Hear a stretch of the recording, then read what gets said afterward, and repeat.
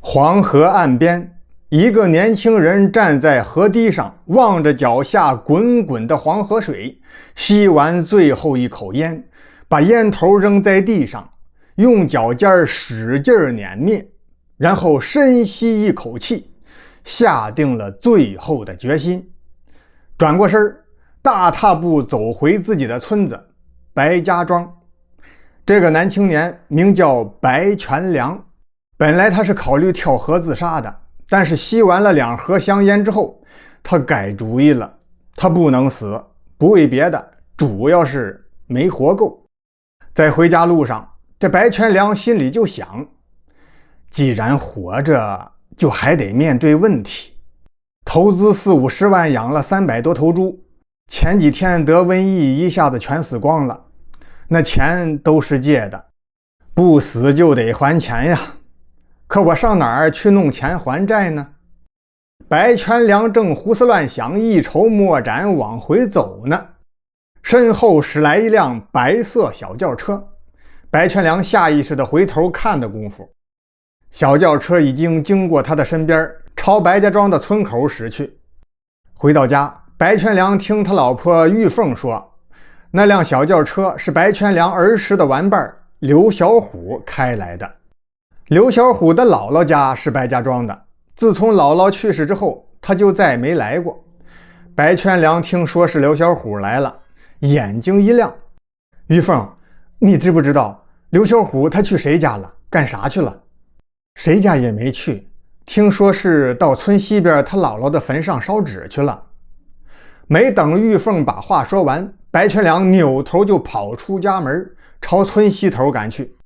果然正碰上祭祖之后往回赶的刘小虎，他把车拦下。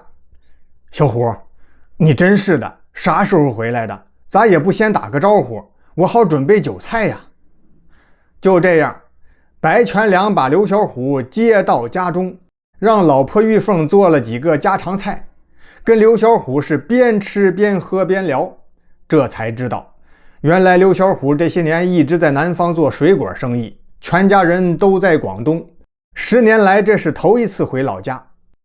白全良一把鼻涕一把眼泪，把自己养猪失败欠了钱的事情向刘小虎讲了一遍，最后说，小虎，你要是手头宽裕的话，能不能帮帮兄弟我，等我回本了加倍还你。就这样，刘小虎借给了白全良30万，白全良又购进了一批新的猪崽儿，继续养猪。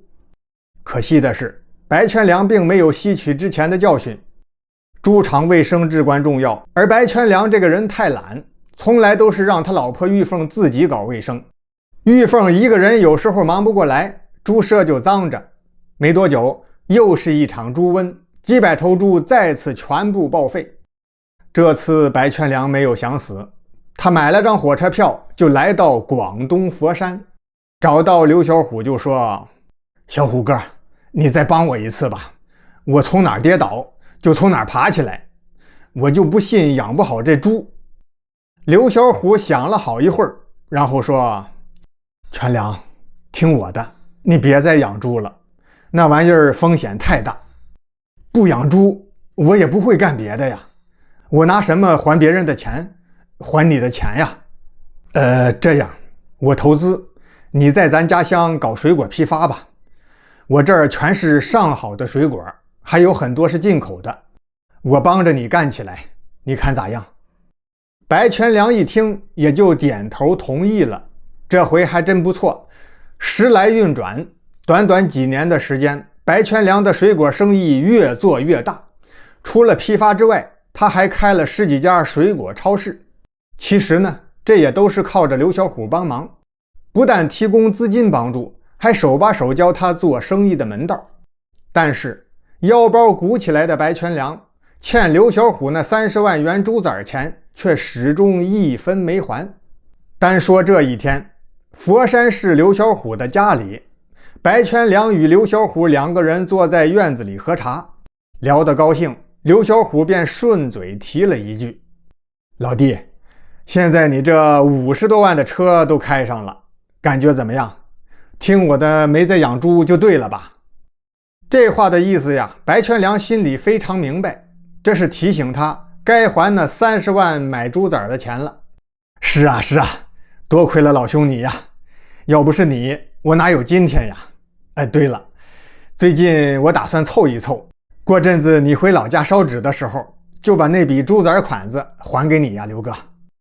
嘴上是这么说，白全良却在心中暗骂：你瞧瞧你，总他妈摆一副大恩人的架势，不就是出了个主意让我卖水果吗？那生意还不得我自己辛辛苦苦的干？哦，你住着上千万的别墅，开着200多万的豪车，还总惦记着那30万的小钱儿，真好意思张嘴呀你！不久之后，清明节到了，刘小虎回家祭祖，从姥姥姥爷的坟前回到村子，便被白全良迎进家中。吃过晚饭之后，刘小虎就准备回市里的宾馆休息，被白全良伸手拦住：刘哥，你别急呀，我还没聊够呢，在家住一晚上吧，明天我陪你一起到市里，刚好把那30万给你转账。